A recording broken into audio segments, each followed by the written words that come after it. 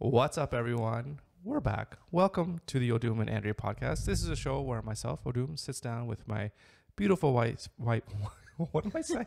My beautiful wife, Andrea, and we discuss a book written by someone who's done something adventurous or inspiring or just really cool.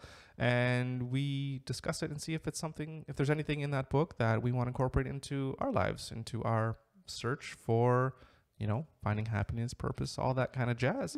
And today we are reading Out and Back, a runner's story of survival against all odds by Hillary Allen.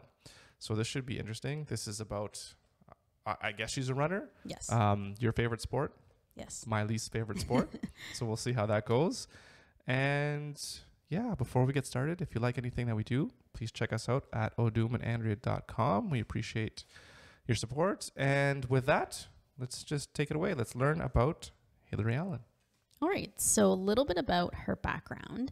She was really an outdoorsy kid. She grew up in Colorado. Both of her parents were professors in university. So their conversations around the dinner table were like pretty intense, like science-y. And she just was obsessed with bugs, entomology. She wanted to be an entomologist, which is kind of cool. Sounds like me growing up, just going outside and outdoors and looking at all the animals and whatever. Yeah, always loved the outdoors. Although you wouldn't like that so much. Nope. Not be allowed in the house. Oh, well. I haven't done that in like a couple years.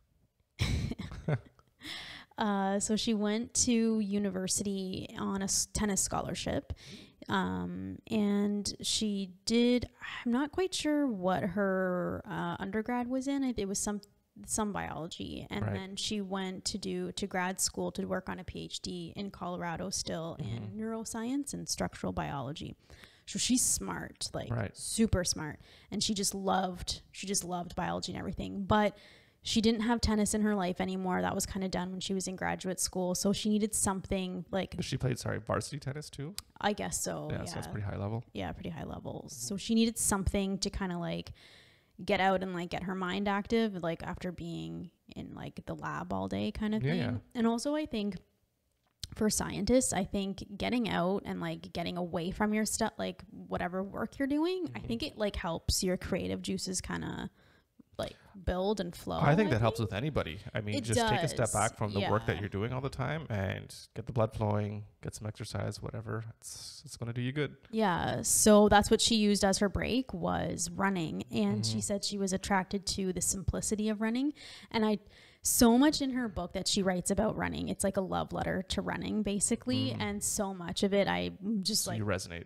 Totally resonated, because that's how I feel about running too. It just, it's always been there for me when I've had really hard times. That's how I've coped, and which obviously. So it was just really cool to read that one thing that she started.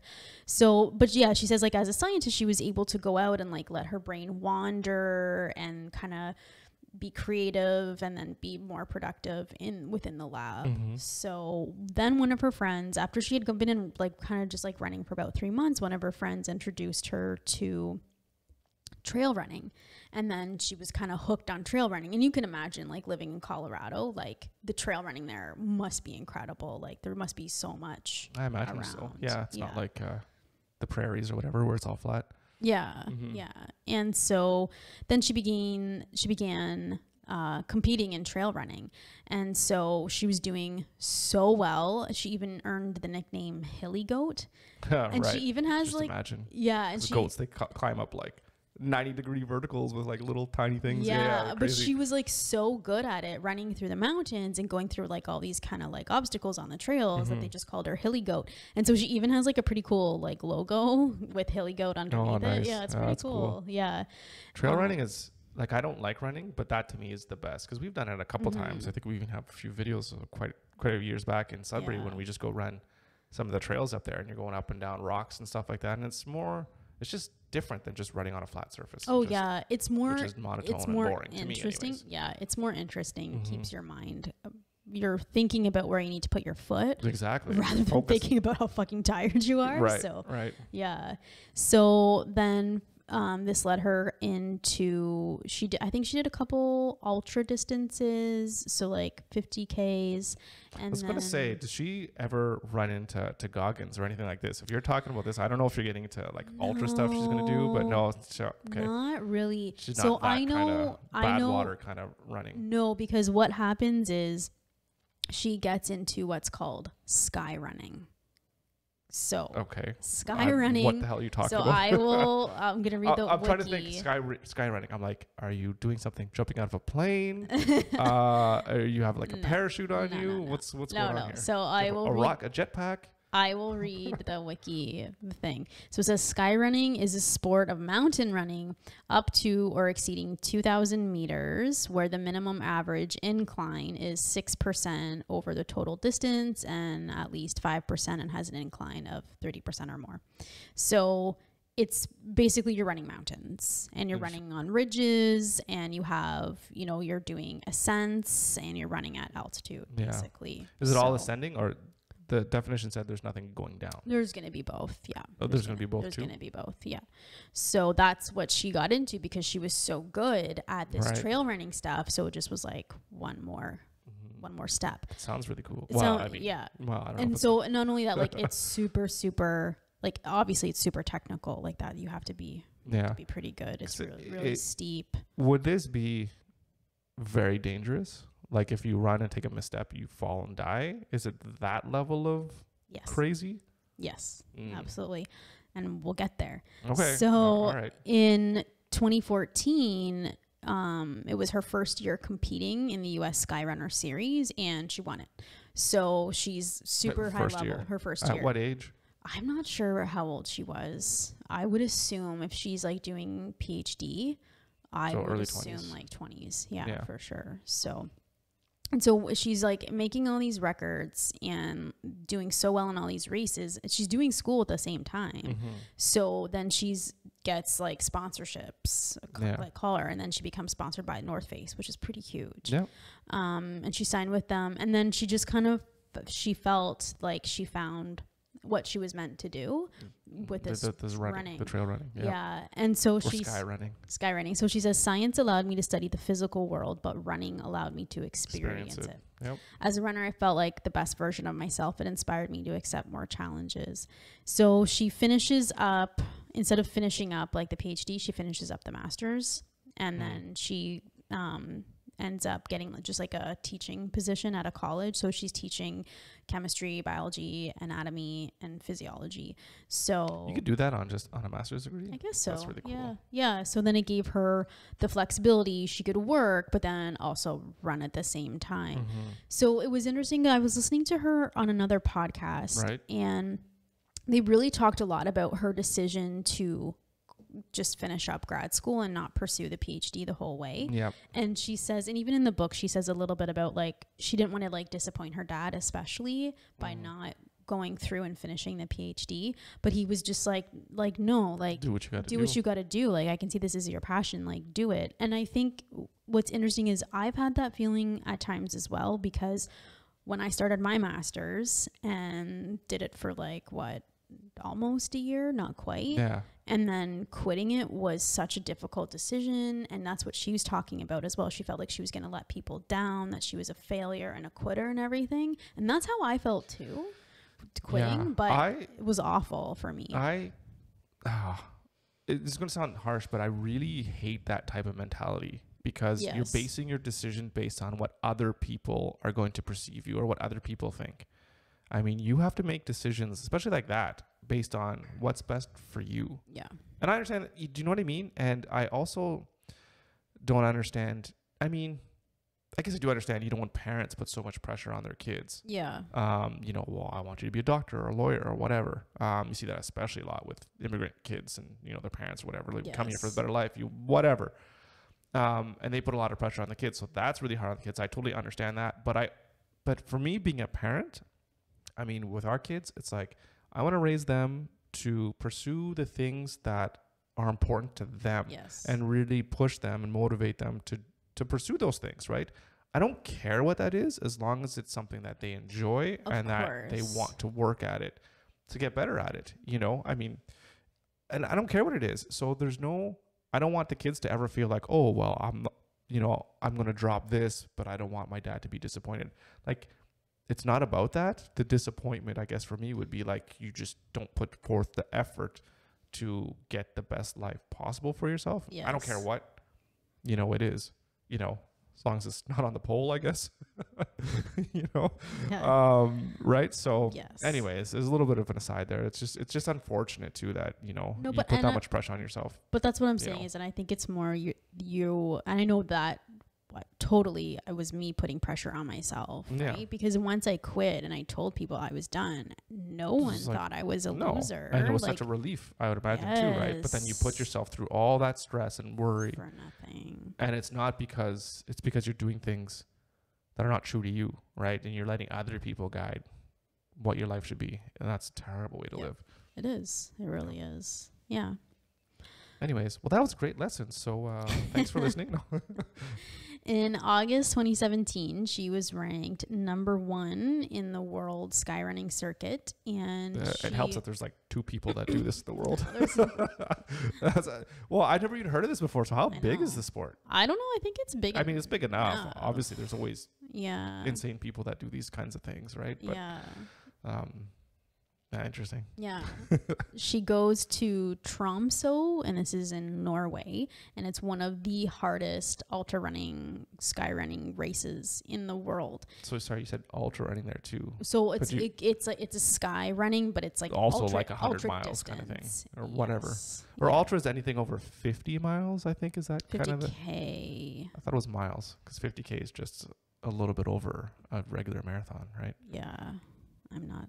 Anyways, it doesn't matter. So to give you an idea, it's longer than a marathon. Yes, and it's like above the Arctic Circle. So not only is it like high, it's also really cold. Mm-hmm. It was started in 2014 by an ultra runner named Kilian Jornet, and I started listening to a little bit of a podcast he was on with Rich Roll, but this guy's nuts. He holds the fastest known time speed record for the ascent and descent of like all of these like major mountains. He's Spanish. So he's done like Denali, Kilimanjaro, Mont Blanc. Like the guy just runs up and then he runs back down and sets these like speed records. So this guy's like bananas in and of themselves. Yeah. So all of these mountains are obviously they're runnable. They're not like there's no climbing involved.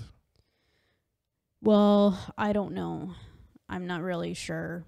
But he has this personal project called Summits of My Life, and it's trying to set ascent and descent records for like these major mountains. So like that's really cool. So I think he did do Mount Everest, but like all like the top like 7 summits that 7 highest summits. Right. Okay. So then that's a little bit. I'm thinking of somebody just running up and running down, and no, that's what he did. But that's So run up Mount Everest. So no, but he did. So he summited Mount Everest at midnight. This was in 2017. Climbing without supplemental oxygen. He reached the top in 26 hours from base camp.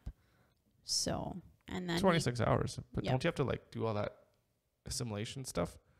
Well. You do, but then you would come back down, start from base camp, and go up as fast as you can, and that's what he did. You just went all the way up. Yep. No oxygen either. No, and then he came all the way down. That's what I'm talking about. That's climbing Mount Everest, at least without any oxygen. So because usually people do it in like weeks. Yeah. And he's like, well, he would acclimate, and then for his summit push, you would start at base camp and then go up in 26 hours. Oh, so you think maybe he spent like 3 weeks? Oh yeah, of course. You have to acclimate. Okay. Yeah, you have to do that for sure. Okay. Anyways. Sorry. The point is he was the one that was putting on this race in Norway. Yeah. So pretty big deal. The pictures of this thing are like the route. They're fucking crazy. Yeah, and he would like set the routes, I guess, because he's like the guy's going. Yeah. So they're fucking crazy. So she's doing this run, and so she's running along, and of course there's people kind of close by her, like other runners. So she's running along the edge of this one cliff, and she just feels the ground give out beneath her foot, and she ends up falling 150 feet, and she makes impact with whatever ground is there 6 times, and then she's just kind of laying on this like small little cliff that she fell onto. Right. Okay, that came out of nowhere. So. Yeah. Do you have pictures of what that section is? I don't know that section, but like. Were the other? Here's part of like what you're looking at. Well, that's at the top. Well, it's one of them, right? It's not just, you're not just running to the top. Like this is like up and down across like a mountain ridges. So yeah, I don't know exactly where it was that she fell. But. Right. So anyways. So it's crazy. So did they stop the race? How does so that work? a runner. Somebody saw? So a runner saw her and went down, got others, called the race direct, called Kilian, and they came to look at her. She's just like completely battered. She thought she fell 100. She's lucky to be alive. She thought she was going to die. I'm not sure if I'm going to describe this correctly, but she almost was just like, oh, this is it, I'm dead. And so she just kind of went completely relaxed as she was falling instead of like tensing up. And so she thinks that's maybe one of the only reasons why she was able to survive and not have worse injuries than she did, even though her injuries were really bad. Right. So I've heard of that before. I've heard of things like when you're walking on ice or like you're on the sidewalk. Like when you're tensing up because you're like step, your body's so rigid. And if you fall, I don't know, it can make it worse. In car accidents, but you want to be like kind of loose. And just so your body can kind of go with the flow almost. So at least you have a little bit more of elasticity. I don't know, as opposed to just rigid snap. Exactly. So it's hard to do.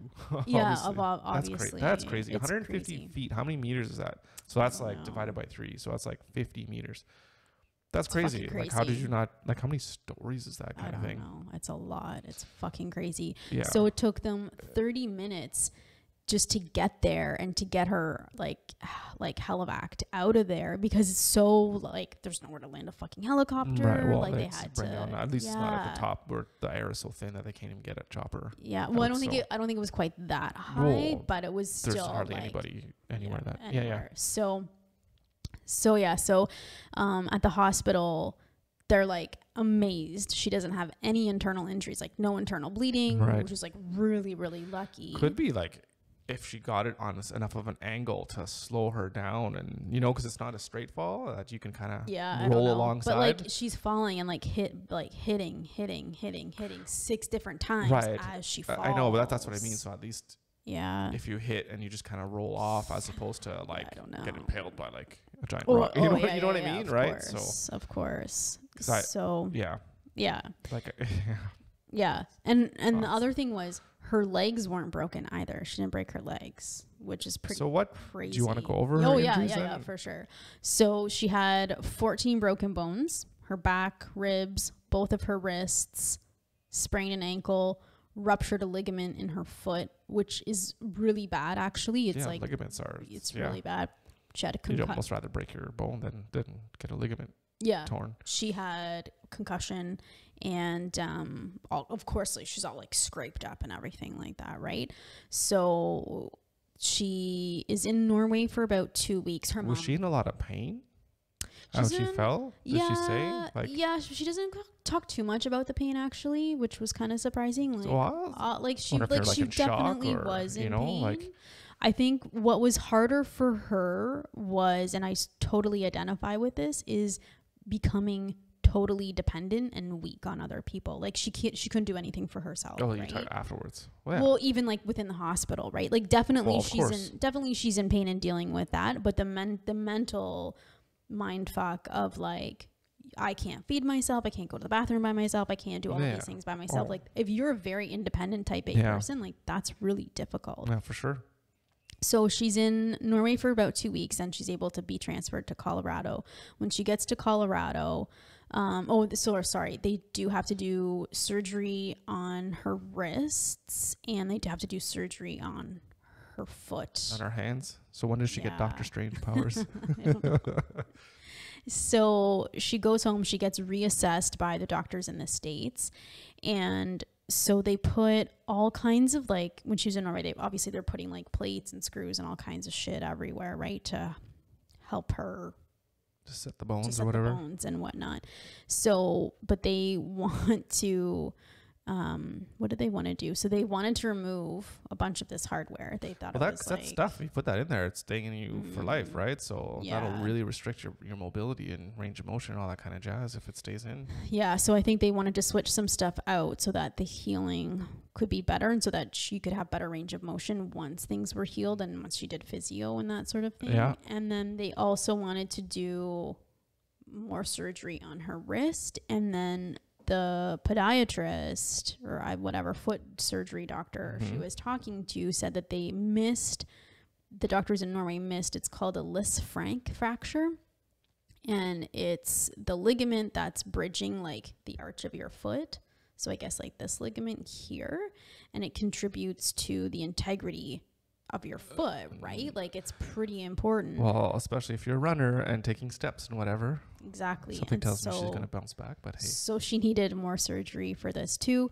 And they all told her, like, she saw like so many doctors as soon as she got back, because the doctors for like orthopedic surgeons, so many. And they're like, you're probably never going to compete again. Like your career's over basically. So she does. Doctors, what do they know? They don't know anything. I know. You think they'd learn?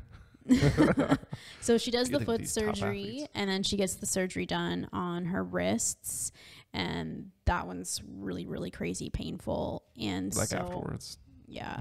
And so it's funny how, we did that podcast about pain and whatever, and you kind of see like, how do these things kind of link together? It's kind of crazy. Interesting. Yeah. So, and she gets a scooter. She doesn't talk about like what kind of a scooter it is. So I don't know if it's like a drive scooter, like what it is. One of those guys. I don't know. Put a jetpack hole in. So she doesn't. So she doesn't really describe like what kind of scooter it is. So I had trouble. I'm like, I don't know what it is. But anyway, she needed some way to get around because she can't fucking walk. Right. So. And obviously, like, she's very, very independent. She lives on her own. And so, like, it becomes, like, super difficult, this, like, recovery process. And she's basically, like, at rock bottom. And she said even when she was in Norway, she was just, like, so, like I don't, like, trying to, the thought of, like, continuing on even with life was, like, difficult for her. But one of the... That's within 2 weeks of having a huge accident, right? Yeah, but like what she says is like one of the nurses there said like you have to fight and come back from this, like even just to survive, right? So, and she says, I had built a career on being capable, strong, competent in my own body, and I excelled because I had always been such a strong-willed, do-it-yourself person. And I read that, I was like, oh, that's me.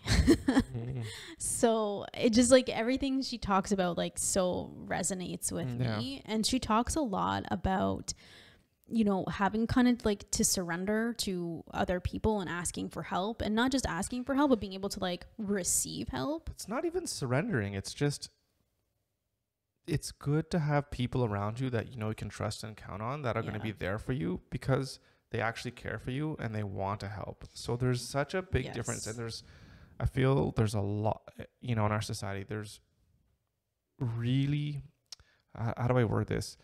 It's very unfortunate that it's pushed that everyone has to be so independent and they can't ask for any help at all whatsoever. And if you do, it's like you're less than or whatever. It's such a shame. And it's unfortunate too. You see this a lot with women and being like, well, in order for me to prove myself, I can't have any help from anybody at all, especially with other men. It's like, why would you want to limit yourself to that?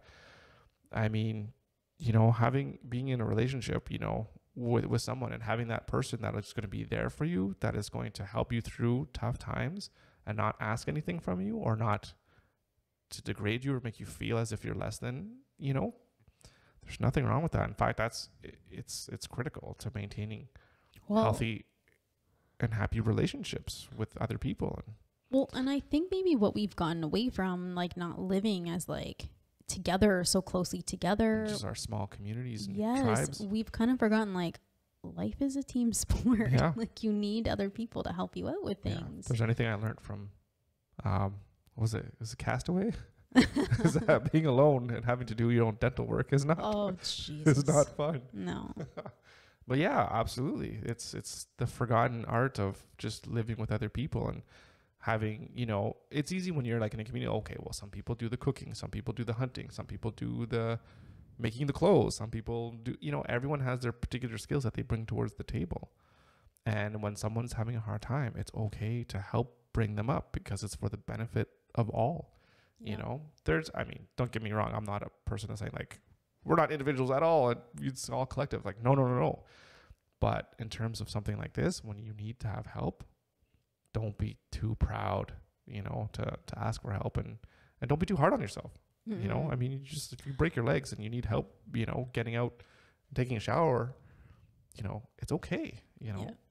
Well, and she does come to see that having this community, like it does become something. Like she does realize how amazing it is, even though how difficult it is to have to be so dependent. Yeah. And she says like the relationships, she obviously already had relationships with people, but the relationships like deepened and became like, I would assume more intimate, but like even deeper relationships when you have these people helping you with such, things like bathing and like putting clothes on and that sort of thing. And she said like these relationships wouldn't have existed otherwise. Right. So I thought that was really awesome. And then she also feel like, she had this community of people around her, like friends and family, and then like her running community. And she's like, I really felt like I mattered, which is, that's a good feeling too. Right. So a lot of the stuff she talks about in her recovery, and it's such a interesting thing. She says when athletes are injured, and I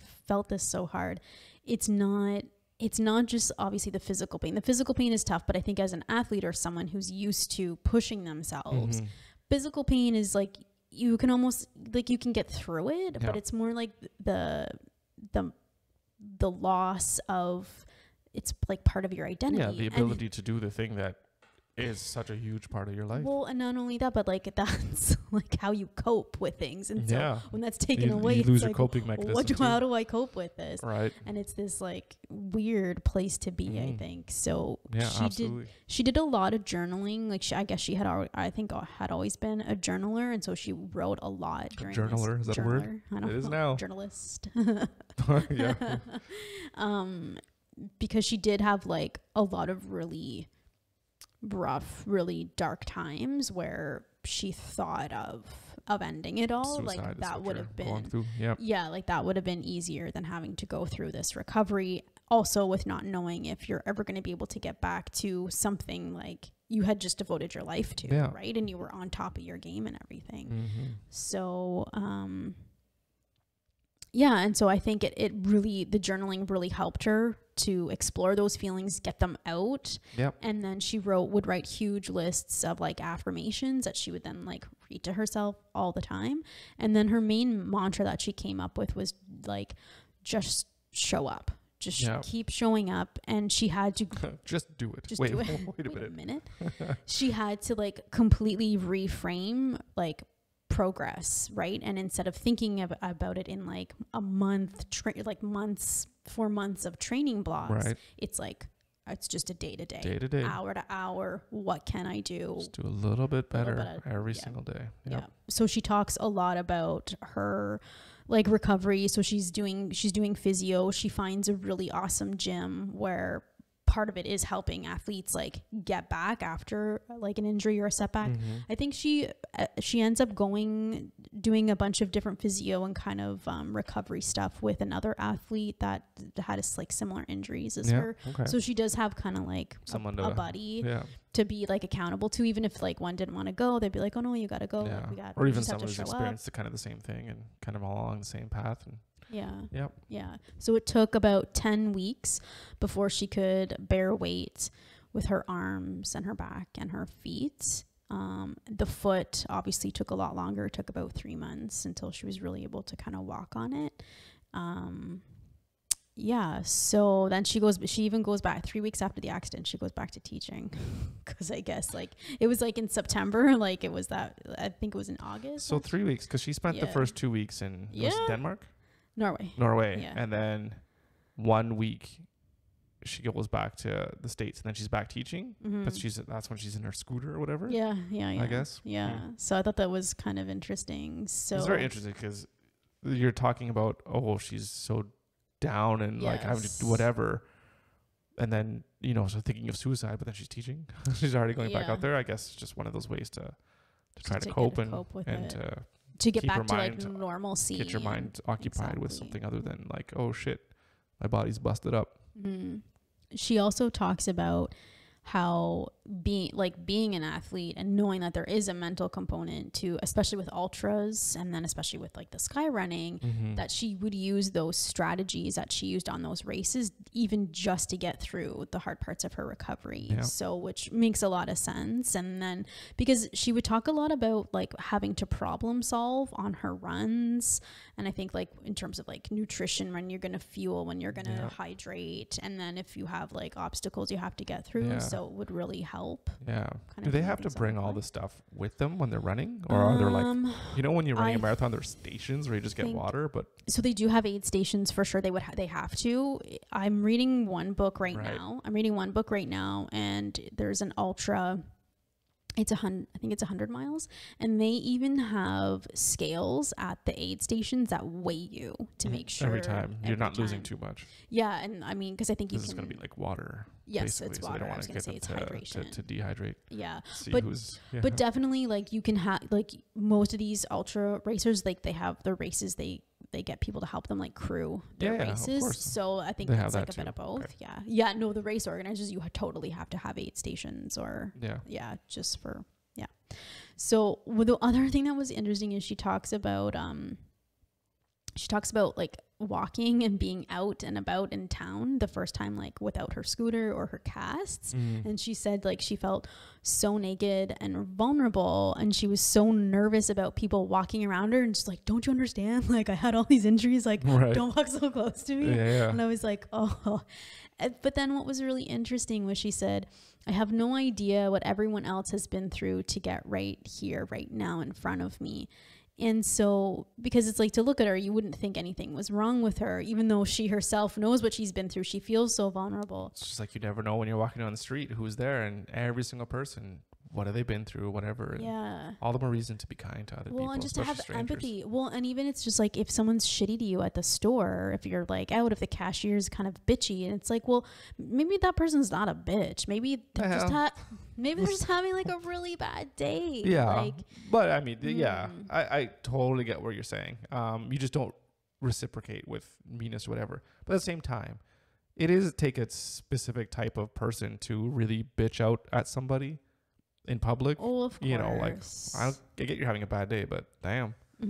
That being said, I've done stuff like that too before. So and she does talk a lot about like also being able to, like, after surviving something like this, being able to return to regular life and learning how to re-entry almost after being through something that's so fundamentally changed you. So she talks a lot about that. She read like a lot of different books. She actually read a book to help her kind of cope and move through it. That's on my list. It's called Deep Survival, and it's about why people survive these tragic or crazy events. It's almost like taking a look at people that you would think wouldn't survive. And maybe not even would survive, but also go back to doing the stuff that they did, even though people thought like it would never happen again. You know, like, oh, you're never going to walk again. You're like, yeah, just watch me. And then they do, or you know what I mean? That kind of crazy recovery. Yeah. That'd be interesting to find out. Or even just like being like stranded out in like a remote area or something. There was a story about another, like in that book, apparently, about another guy that had a fall or something similar to what happened to her. And it was the same thing. He had like this acceptance that he was going to die. And so he didn't go rigid. He just like relaxed. And it was the same thing. His injuries weren't as bad as people would have expected they should have been. So that's crazy. It's pretty crazy. Yeah. So she talks a lot about. I wonder if that guy that fell off the parachute, remember that skydiving accident? Goggins. Goggins. Yeah. He's literally free falling. I wonder if he was. I don't know. That's just a freak luck somehow. Survive.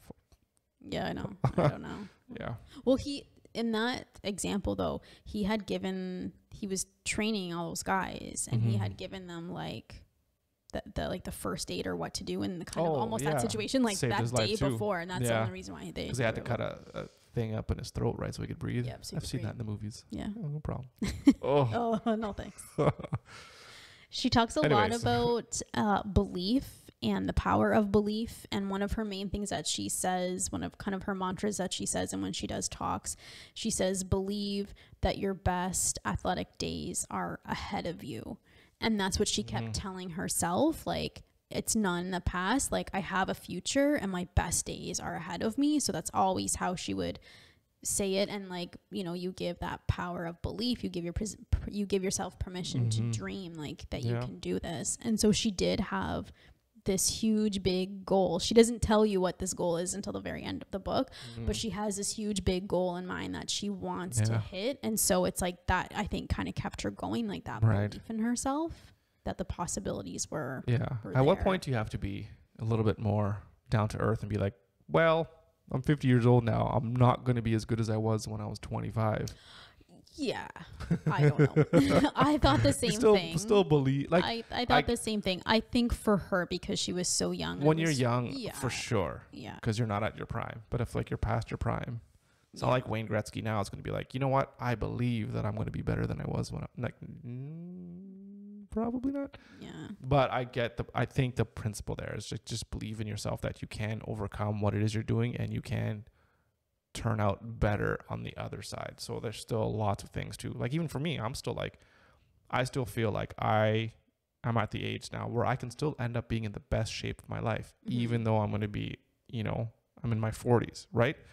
Because I never spent the time when I was younger being in like, you know, I wasn't Mr. Olympia back then, right? So there's still things you can do even if you're older when you're, you know, on that hill on the way down from the hill, I guess, age-wise.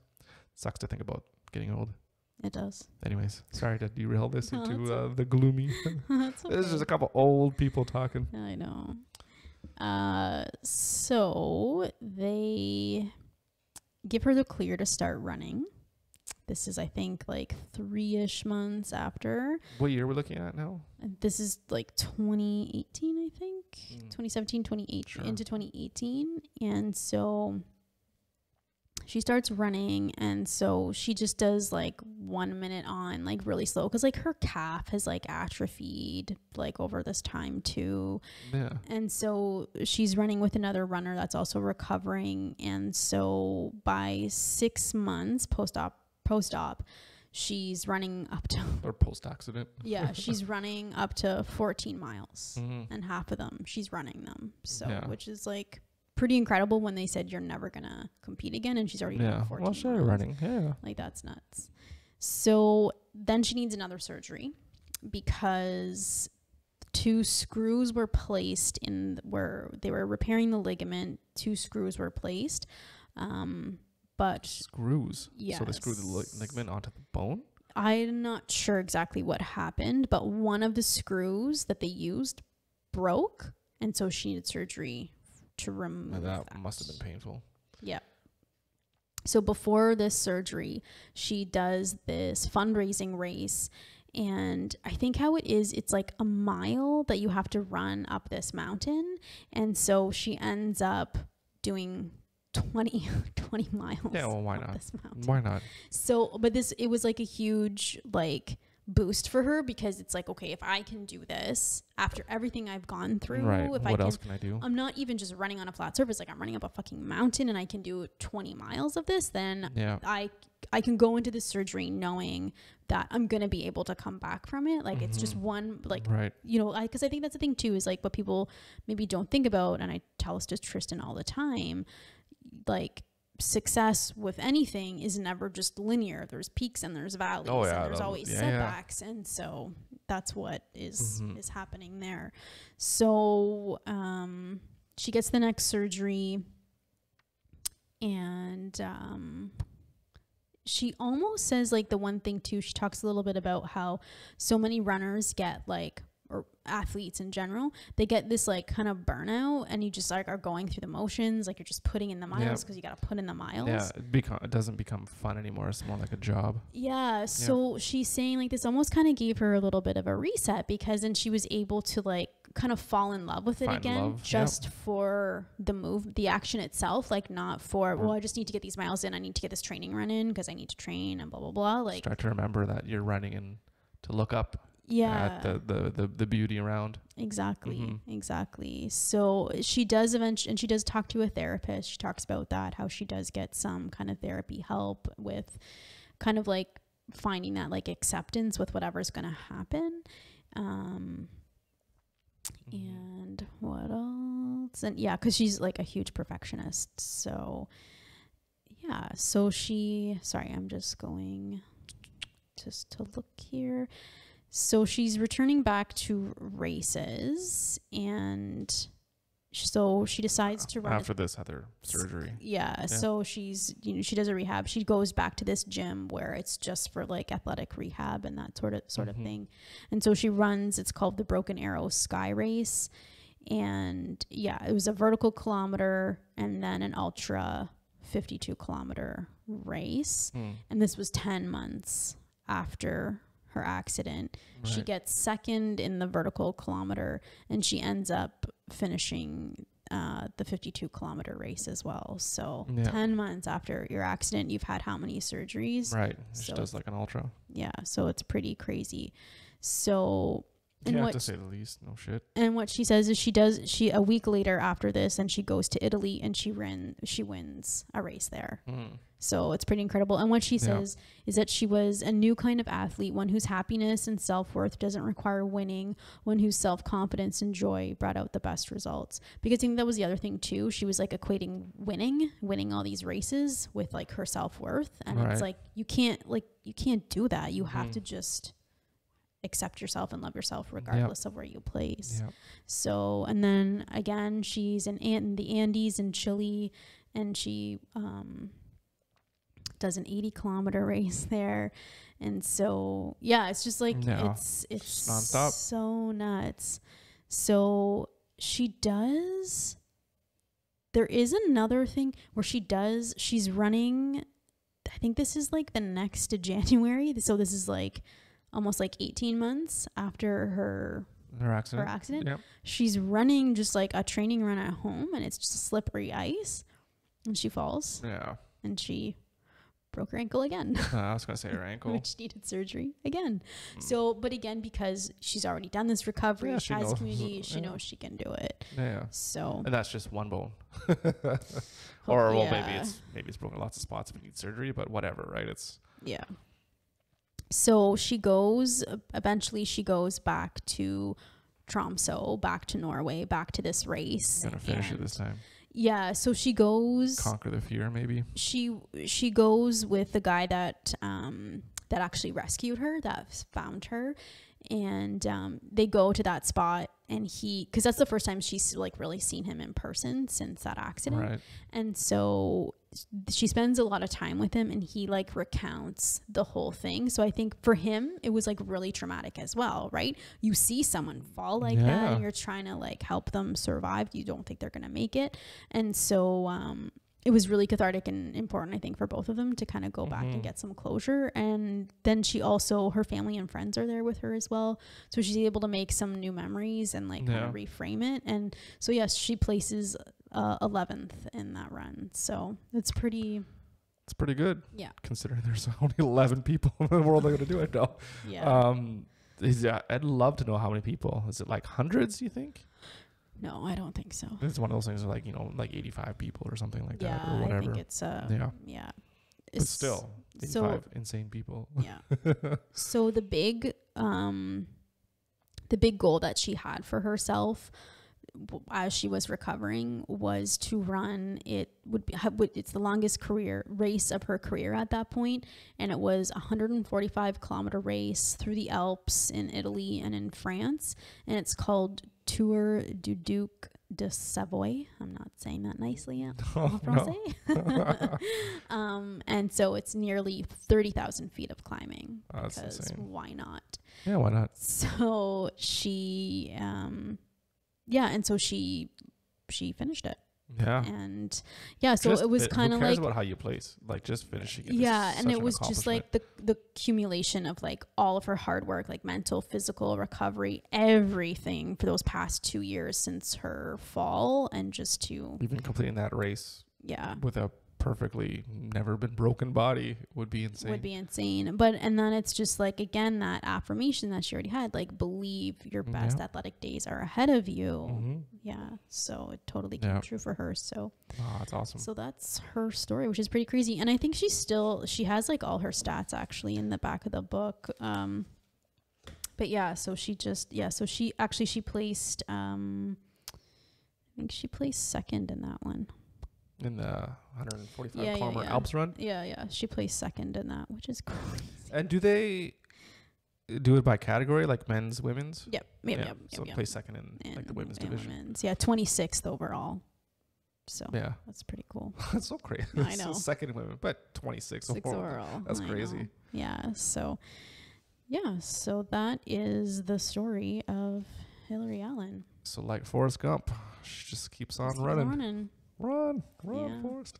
So I just kept running. Yeah. Fantastic. She did a TED Talk.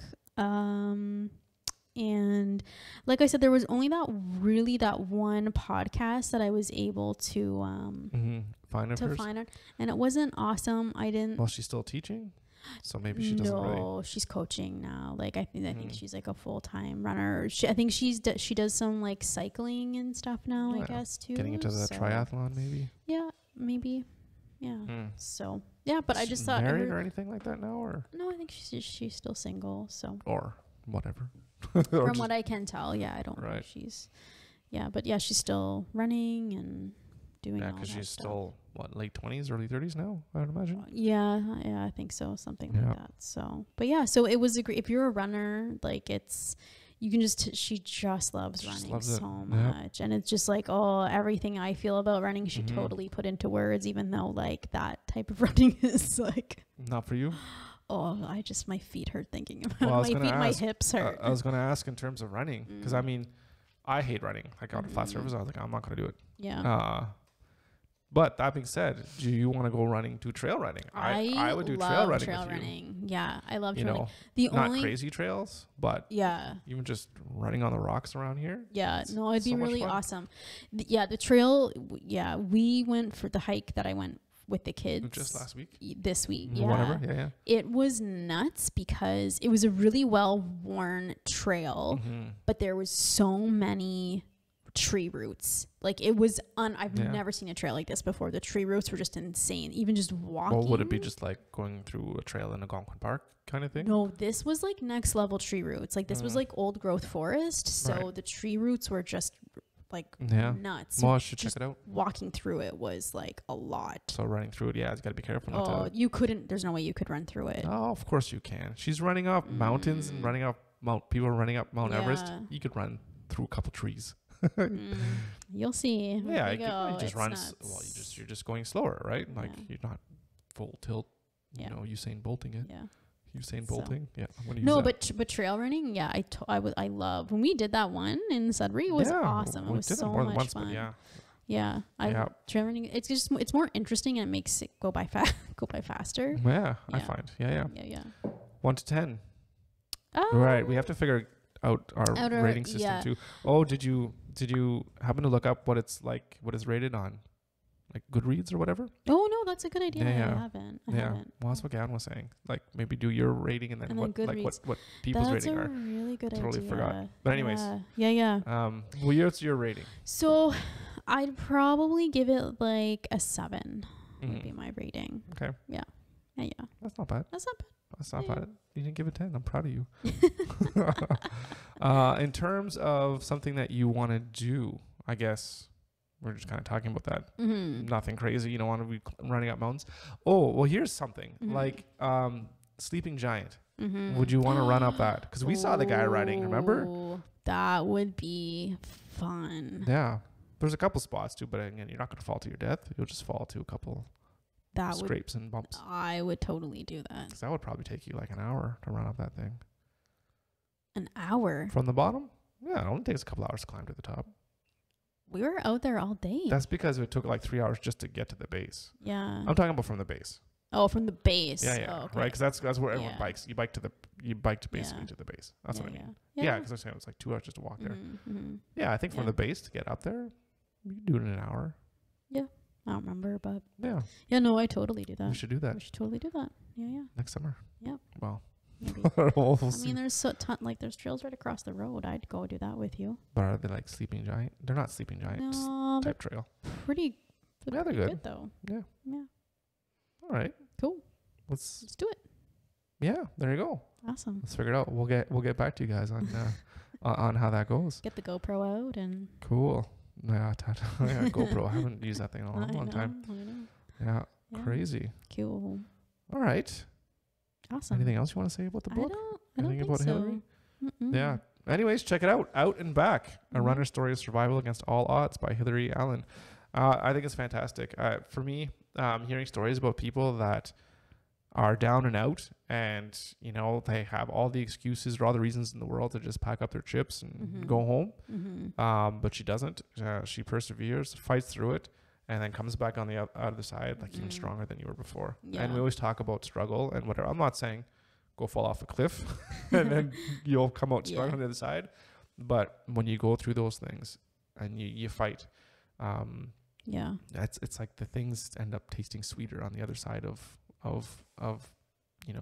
pain and suffering, I guess you could say, right? So again, not that I want people to experience pain and suffering or anything like that, but no, but it almost helps you put things into perspective. It makes you more resilient. Yeah, so it's good to listen to it and try to absorb it and try to take it into your day to day without actually having to go through that, right? Because again, I don't want anyone to have to go through any shit like that, right? What's possible, you know, like if someone can come back from an injury like that, broken back, multiple, Jesus, no, it's pretty awesome. And I think for me too, like just her figuring out and deciding like this is really what I want to do with my life and giving up like a potential career in academia or a PhD or whatever, like I think that's really brave, and I think it's for the best. It's awesome.